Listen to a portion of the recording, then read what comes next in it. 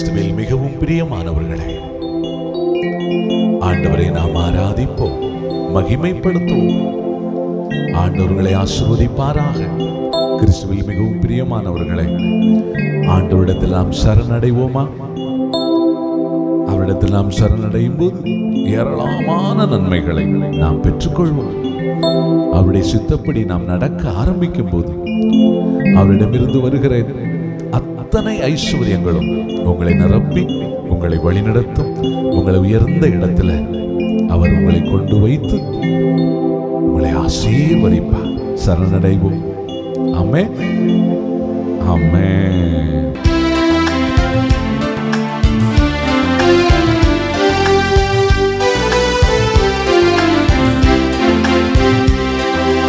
ஆண்டவரே, உம் பாதம் சரணடைந்தே,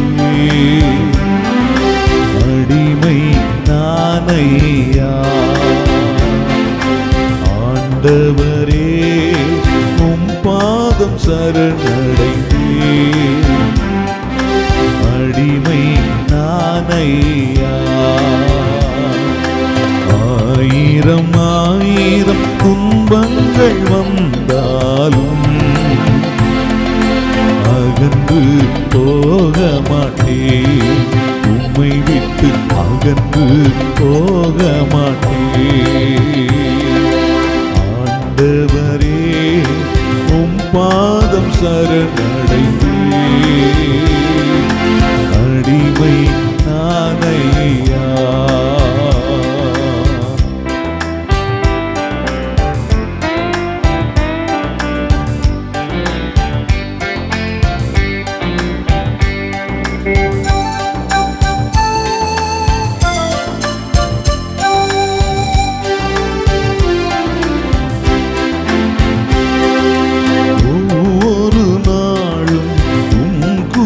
கேட்டு அதன்படி நடக்கின்றேன். ஒரு நாளும் உம் குரல் கேட்டு அதன்படி நடக்கின்றேன். உலகினை மறந்து உம்மையே நோக்கி ஓடி வருகின்றேன். உலகினை மறந்து உம்மையே நோக்கி ஓடி வருகின்றேன். ஆண்டவரே, உம் பாதம் சரணடைந்தே, அடிமை நானையா.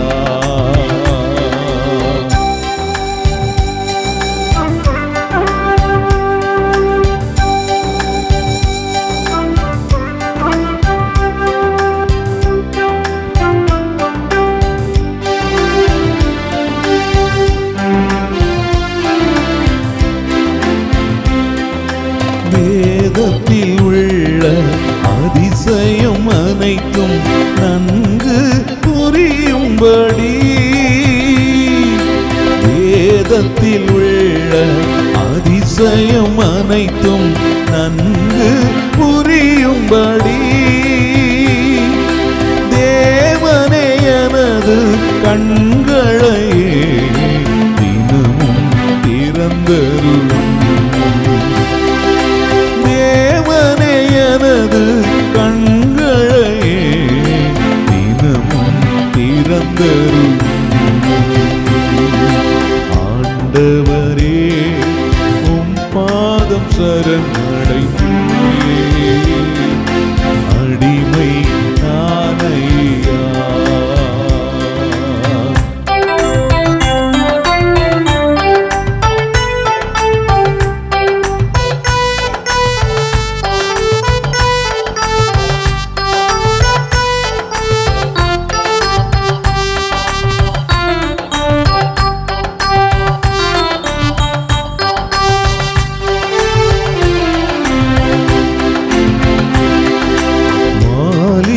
தனது வழித்தனையே எதனால் சுத்தம் பண்ணுவான்? வாலிபன் தனது வழித்தனையே எதனால் சுத்தம் பண்ணுவான்?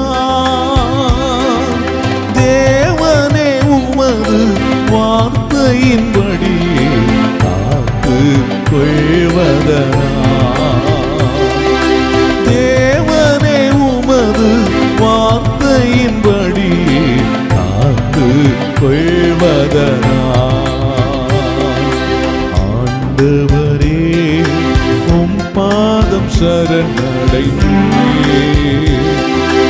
அடிமை நானையா. ஆயிரம் ஆயிரம் துன்பங்கள் வந்தாலும் அகன்று போக மாட்டேன். உம்மை விட்டு அகன்று போக மாட்டேன். அல்லேலூயா, அல்லேலூயா, அல்லேலூயா, அல்லேலூயா. ஆராதனை, ஆராதனை, ஆராதனை, ஆராதனை.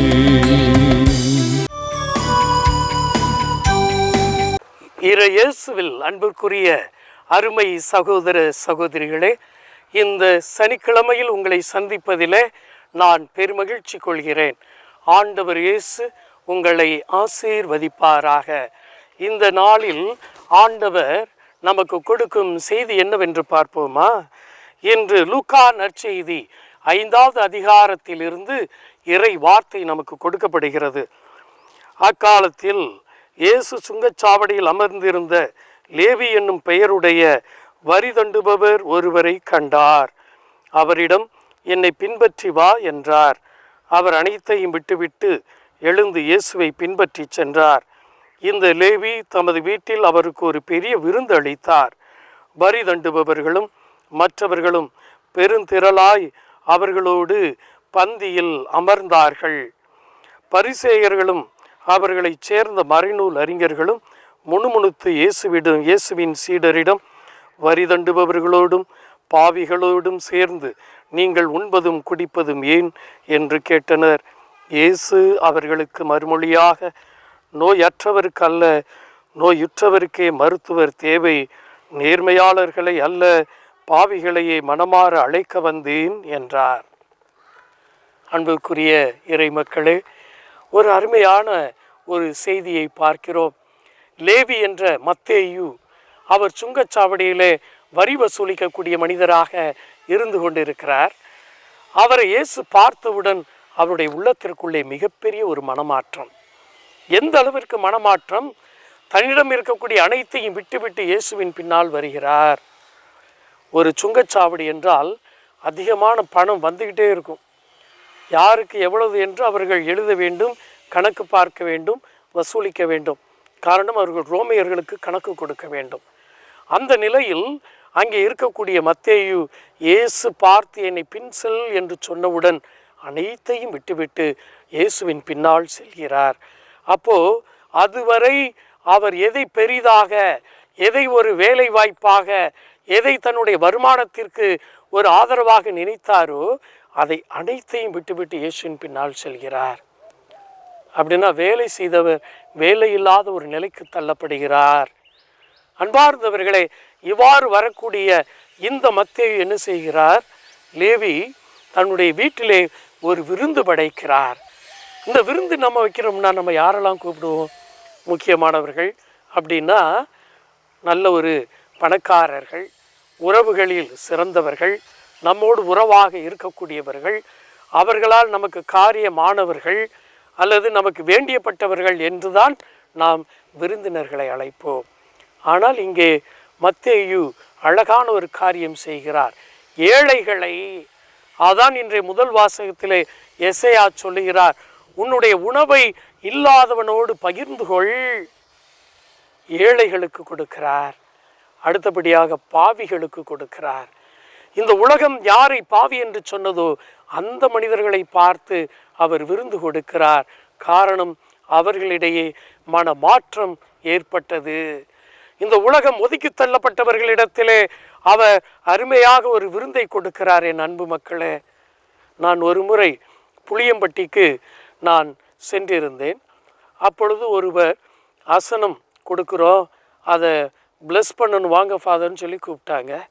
அங்கே சென்ற பொழுது அங்கே தர்மம் எடுக்கக்கூடியவர்கள் உணவிற்காக ஒருவேளை ஒரு நல்ல சாப்பாடு கிடைக்குமா என்று வந்திருப்பவர்கள் எல்லாம் ஒதுக்குப்புறமாக நின்று கொண்டிருந்தார்கள். இவர்கள் வீட்டிலே அசனம் கொடுத்தவர் கொஞ்சம் இருப்பா, தருவோம், போப்பா, நில்லுப்பா என்று ஒதுக்குகிறார். அதே வேளையில் இங்கிருந்து வேன் பிடிச்சி கூட்டிகிட்டு போன தன்னுடைய சொந்த பந்தங்களுக்கெல்லாம் முதலில் அமர வைத்து சிறப்பான உணவு கொடுத்தார். இதில் எது புண்ணியம்? ஒருவேளை ஒரு நல்ல உணவு கிடைக்கிறதே என்று ஏக்கத்தோடு வரக்கூடியவருக்கு கொடுப்பதா? அதான் மத்தேயு செய்த வேலை.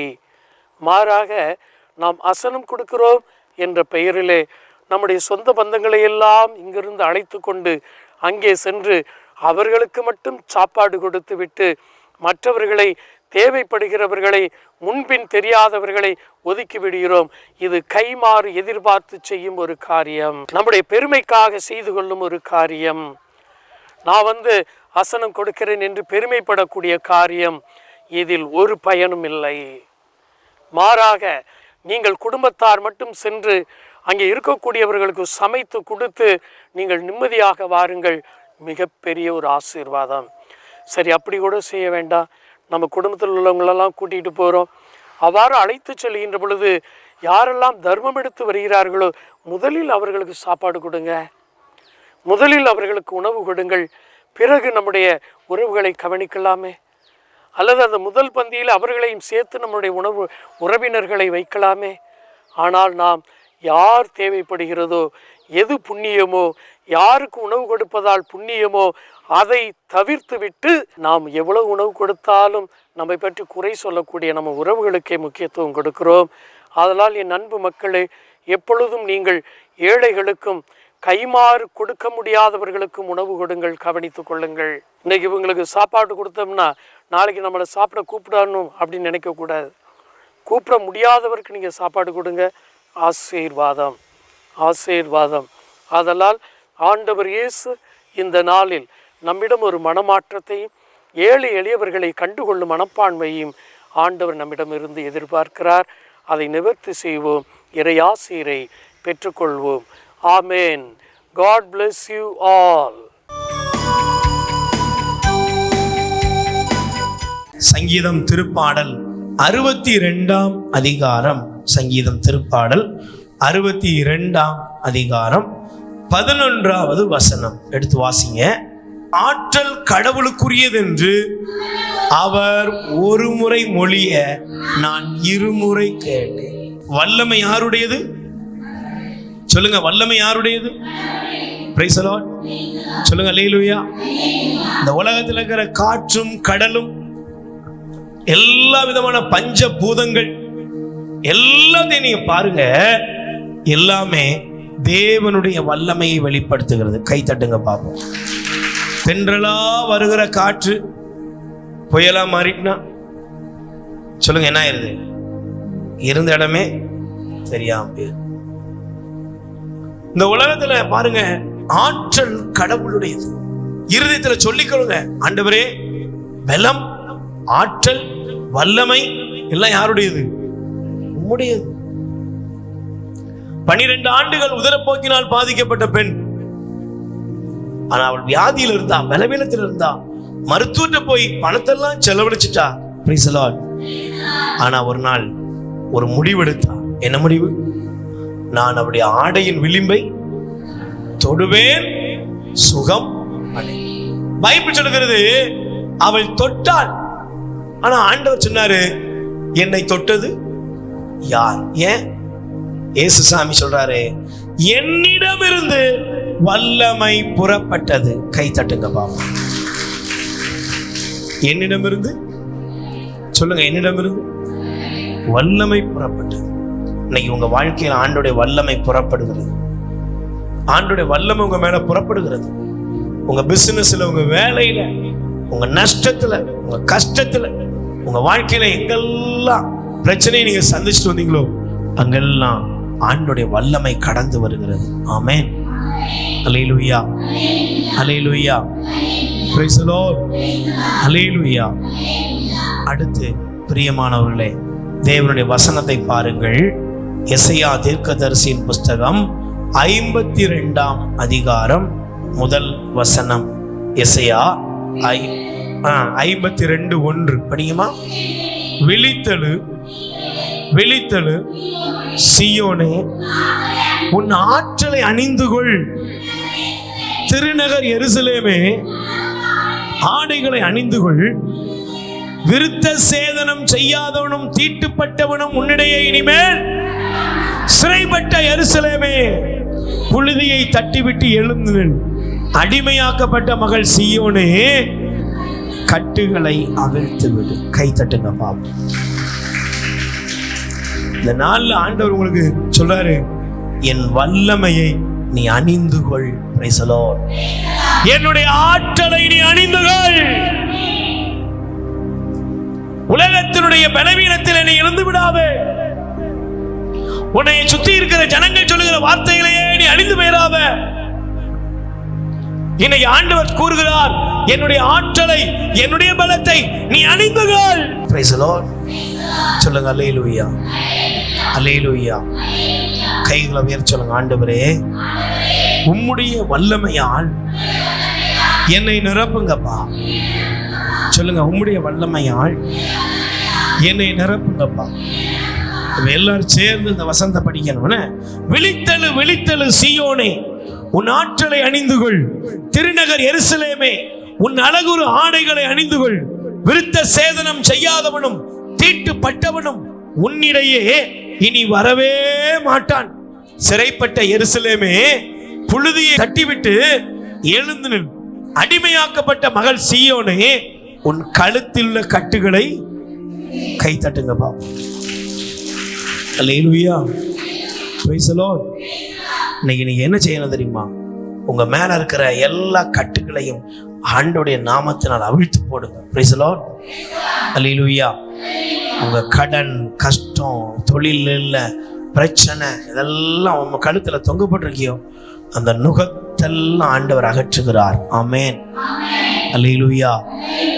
ஆற்றலை அணிந்து கொள், ஆற்றலை அணிந்து கொள். அந்த ஆற்றல் எங்க இருந்து வரும்? பைபிள் சொல்லுகிறது, திருத்தூதர் பணிகள் 1 அதிகாரம் 8வது வசனம் வாசித்து பாருங்கள். அப்போஸ்தலர் நடபடிகள் 1:8 சொல்லுகிறது. வாசிங்கம்மா. அப்போஸ்தலர் நடபடிகள், திருத்தூதர் பணிகள் 1 அதிகாரம் 8வது வசனம்.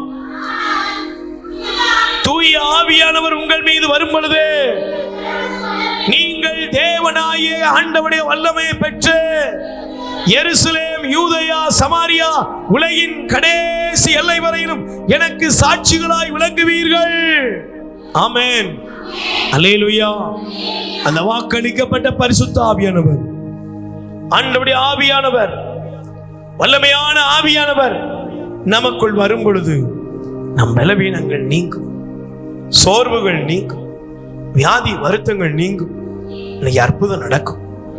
ஆமென்.